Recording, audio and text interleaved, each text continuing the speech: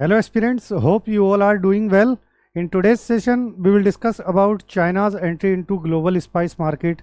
What are implications for India's chili and cumin exports? And at the end of session, we will discuss two prelims questions which are very important for UPSC prelims 2026.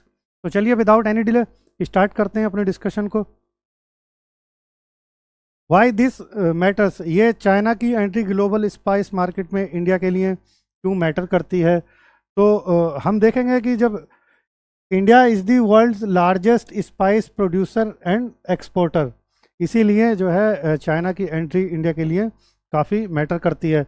और अगर हम chillies का ही सिर्फ reference लें कि chillies का कितना जो है एक्सपोर्ट होता है, तो over 25% of India's spice export volume and value सिर्फ चिली का ही होता है. और क्यूमिन जो है वो एक हाई वैल्यू स्पाइस है जिसकी स्ट्रॉन्ग डिमांड्स है. और स्ट्रॉन्ग डिमांड कहाँ पर, like in West Asia, Europe and Americas, इन सब में जो है इंडिया के क्यूमिन्स की काफ़ी डिमांड है.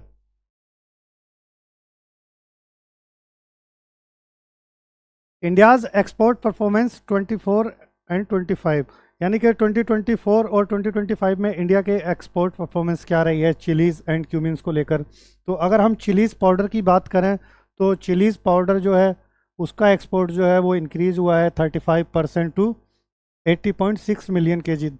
और अगर टोटल चिली एक्सपोर्ट्स की बात करें तो वो इंक्रीज हुआ है 19%, यानी कि greater than 7 lakh turns.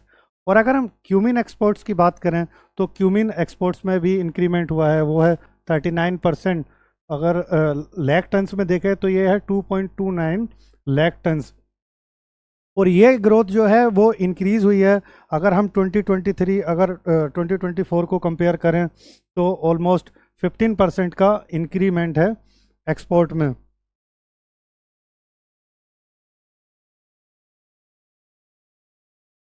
Price pressure problem क्या है इंडिया के लिए.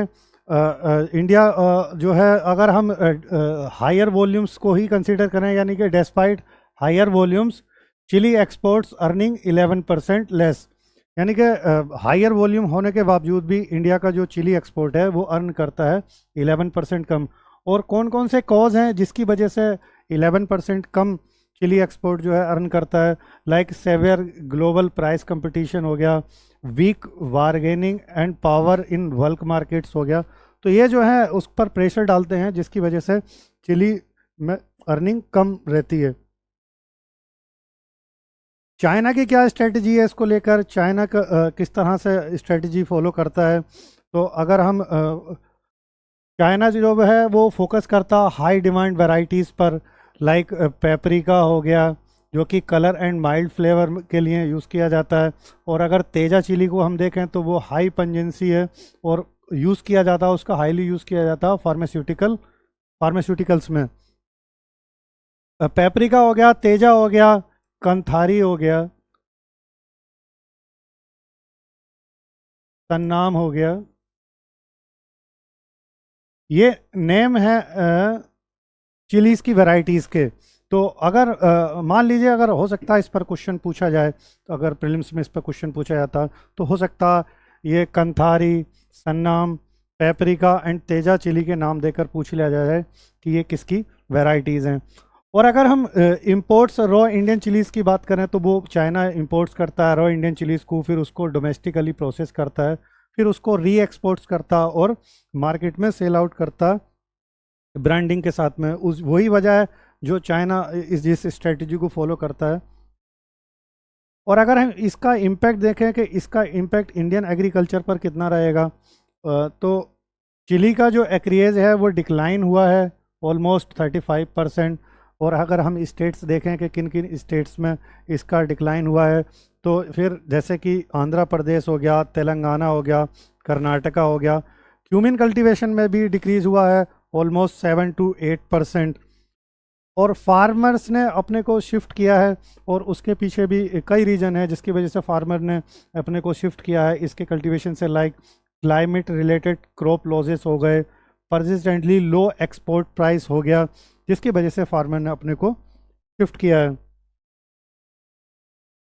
और अगर स्ट्रेटेजिक रिस्क की बात करें हम कि इंडिया के लिए क्या स्ट्रेटेजिक रिस्क है इसका, तो जो India risk becoming a raw material supplier, loss of value addition and global market share, declining farm incomes.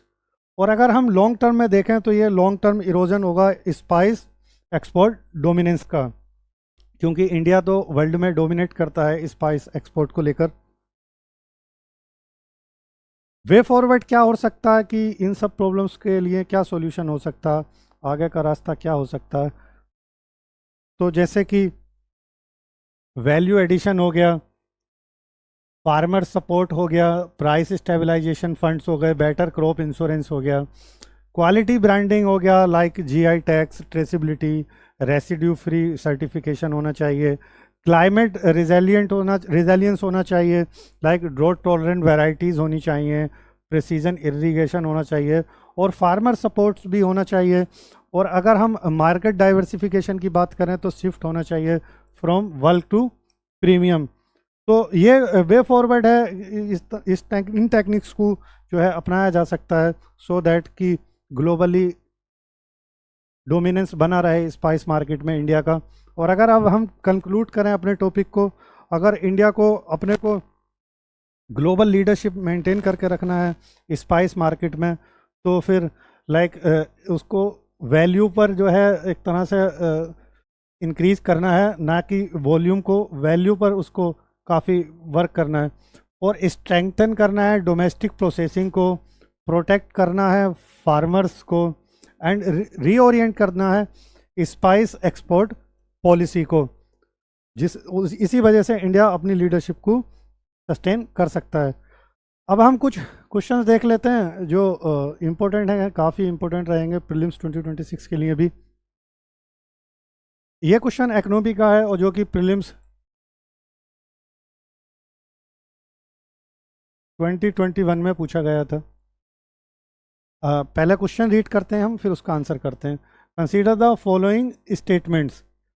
क्या कहा गया है स्टेटमेंट्स में? पहला स्टेटमेंट पढ़ते हैं। The governor of the reserve bank of India RBI is appointed by the central government. क्या ऐसा ही है कि जो गवर्नर से आरबीआई के वो सेंट्रल गवर्नमेंट के द्वारा अपॉइंट किए जाते हैं?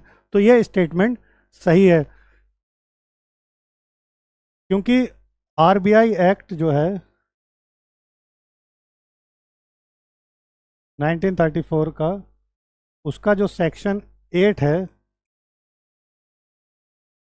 वो क्लियरली कहता है कि गवर्नर्स हो या डिप्टी गवर्नर्स हो वो सेंट्रल गवर्नमेंट के द्वारा अपॉइंट किए जाएंगे।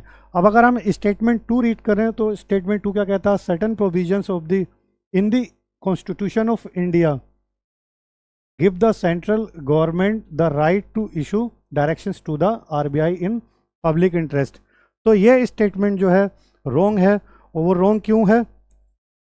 क्योंकि जो सेंट्रल गवर्नमेंट है वो आरबीआई को पब्लिक इंटरेस्ट में डायरेक्शंस दे सकती है, बट वो डायरेक्शंस जो है वो आरबीआई का एक्ट ही, आरबीआई एक्ट का सेक्शन 7 गवर्नमेंट को जो है ये ऑथराइज करता है कि वो आरबीआई को डायरेक्शंस दे सकता है पब्लिक इंटरेस्ट में, ना कि कॉन्स्टिट्यूशन इंडिया का। तो ये स्टेटमेंट रॉन्ग है। और अगर हम थर्ड स्टेटमेंट रीड करें तो थर्ड स्टेटमेंट क्या कहता है? The governor of the RBI draws his power from the RBI act. तो ये स्टेटमेंट सही है कि जो गवर्नर है आरबीआई का वो आरबीआई एक्ट 1934 से अपनी पावर्स को ड्रॉ करता है। तो स्टेटमेंट थर्ड सही हो जाएगा। तो अब कौन कौन से स्टेटमेंट सही हुए? अब 1 एंड 3, तो कौन सा ऑप्शन सही हो गया? ऑप्शन सी सही हो गया। और वैसे भी अगर आप देखो, अगर इस क्वेश्चन में एलिमिनेशन टेक्निक भी जो है लग रही है, अगर आप देखो कि सेकंड स्टेटमेंट गलत हो जाता है तो फिर सेकंड स्टेटमेंट जो है वो ऑप्शन ए में भी है, ऑप्शन बी में भी है और ऑप्शन डी में भी है, यानी कि ये तीनों स्टेटमेंट्स गलत हो जाएंगे और सिर्फ आपका आंसर सी हो जाएगा, यानी कि 1 एंड 3 ओनली। तो आपको एलिमिनेशन भी अच्छे से आना चाहिए। अब हम अपना सेकंड क्वेश्चन देखते हैं, सेकंड क्वेश्चन क्या कहता है और क्या पूछा गया है, फिर उसका आंसर करते हैं हम। ये क्वेश्चन जो है पॉलिटी से लिया गया है। ये क्वेश्चन भी यूपीएससी के द्वारा पूछा गया है, but it was asked in a different way. तो हम क्वेश्चन रीड करते हैं फिर उसका आंसर करते हैं। With reference to the preamble of the Indian constitution consider the following statements. अब 3 स्टेटमेंट्स दिए हैं, हम पहला स्टेटमेंट्स रीड करते हैं। क्या कहता है? The words sovereign, secular and integrity were added by the 42nd constitutional amendment.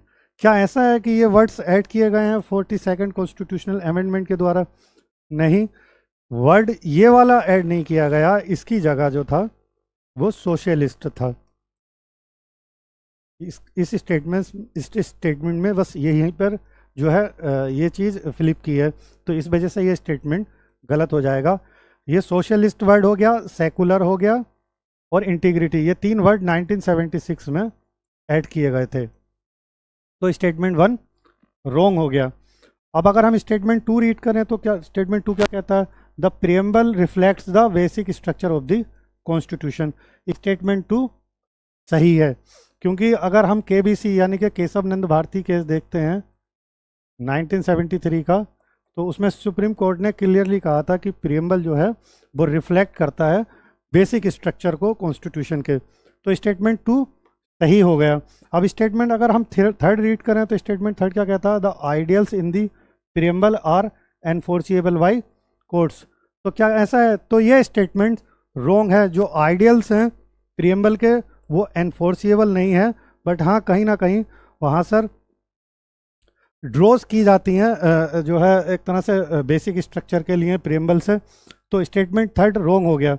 अब स्टेटमेंट सिर्फ सेकंड स्टेटमेंट सही रहा, तो फिर ऑप्शन ए सही हो जाएगा।